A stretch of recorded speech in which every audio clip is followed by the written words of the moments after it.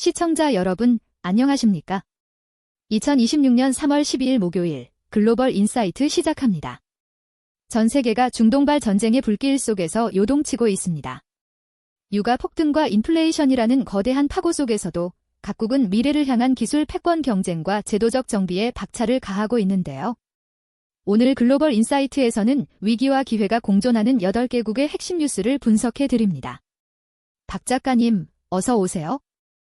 네, 반갑습니다. 오늘 뉴스를 보니 문득 19세기 영국과 러시아가 충돌했던 그레이트 게임이 현대판으로 부활한 것 같다는 생각이 듭니다. 한편에서는 미사일이 오가고 인터넷이 끊기는 물리적 충돌이 벌어지는데 다른 한편에서는 5개년 계획을 세우고 배터리와 반도체라는 신기술의 성벽을 쌓고 있죠. 역사적으로 위기는 늘 새로운 질서를 낳았습니다. 오늘 우리가 다룰 소식들이 바로 그 새로운 질서의 설계도라고 볼 수 있겠습니다. 한국 소식부터 시작합니다. 이재명 대통령이 가나 대통령과 정상회담을 가졌습니다. 핵심 광물 협력이 눈에 띄네요.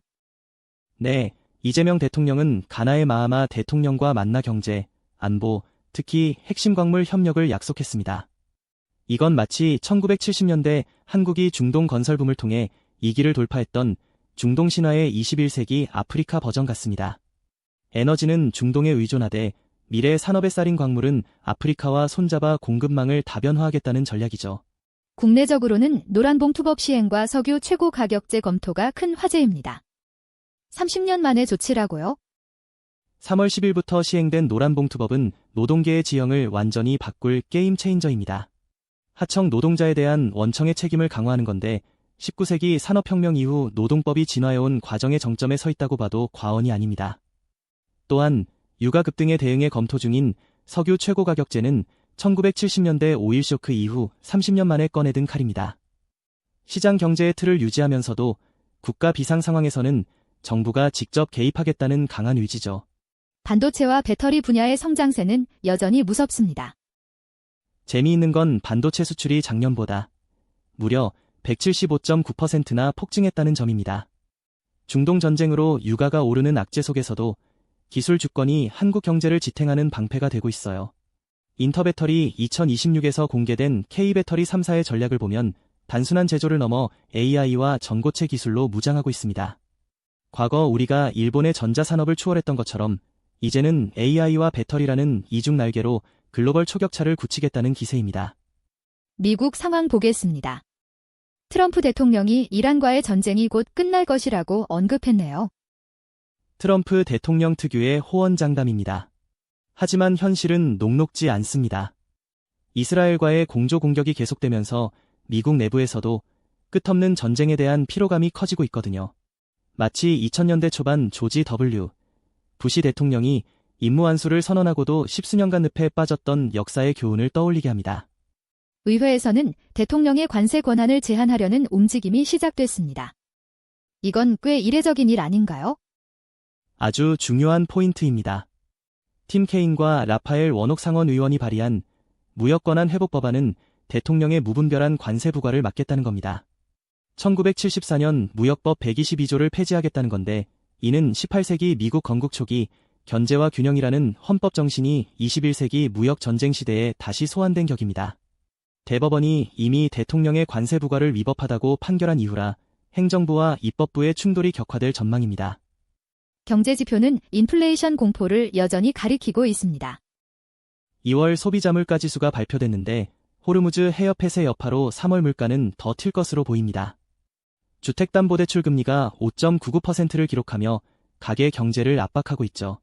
전쟁이 길어질수록 트럼프 대통령의 경제 대통령 이미지는 타격을 입을 수밖에 없습니다.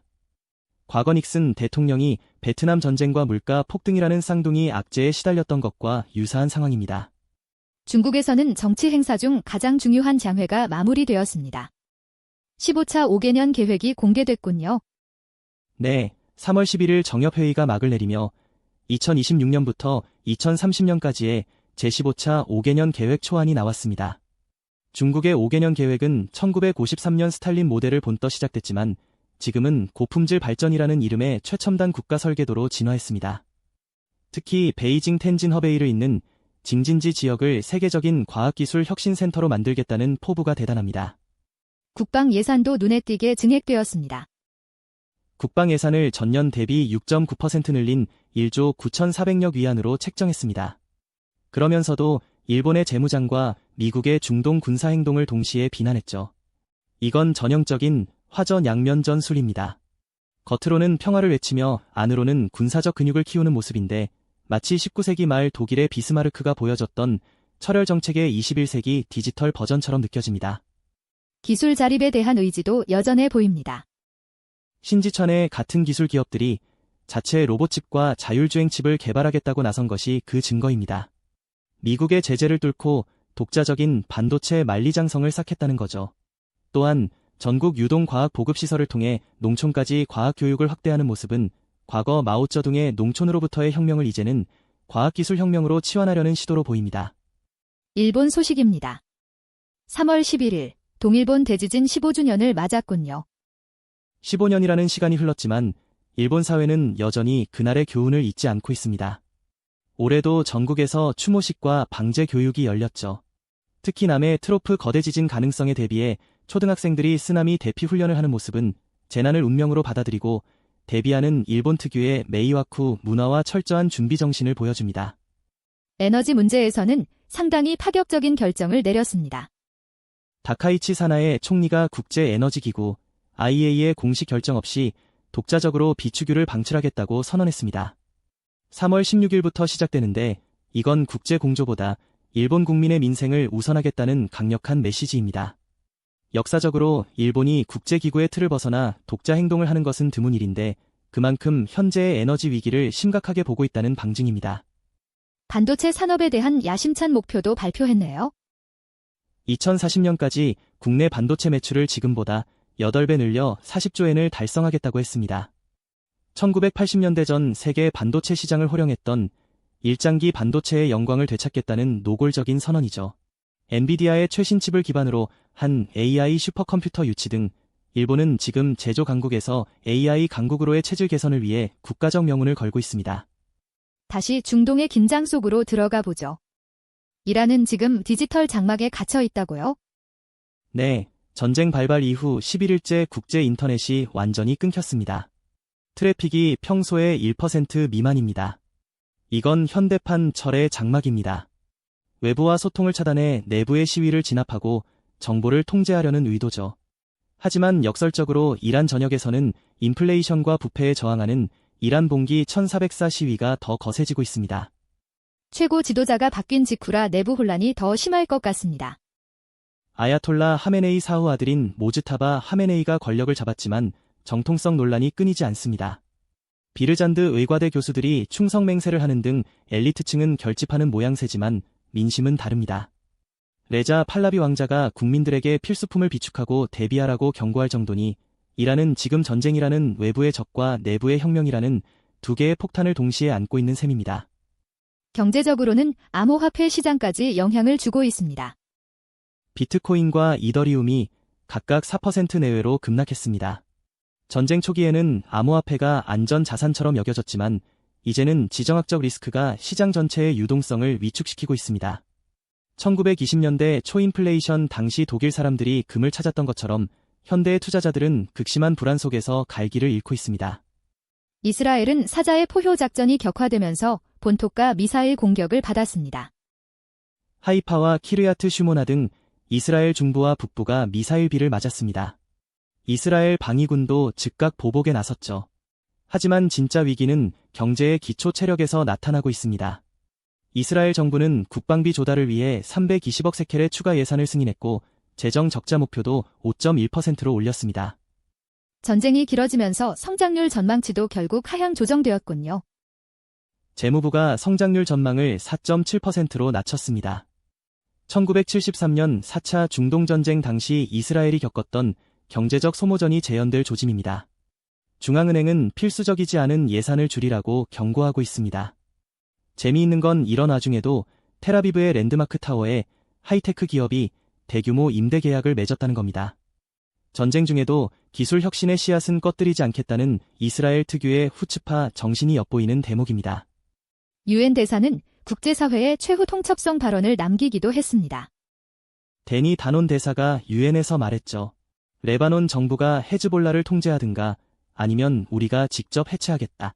선택지는 두 개뿐이라는 겁니다. 이는 국제법적 정당성을 확보하려는 외교적 수사이면서도 동시에 전면전의 명분을 쌓는 행위입니다. 1967년 6.1 전쟁 직전에 긴장감이 지금 유엔 회의장에서 느껴지고 있습니다. 그 밖의 글로벌 소식들 짧게 정리해 주시죠. 인도의 소식이 흥미롭습니다.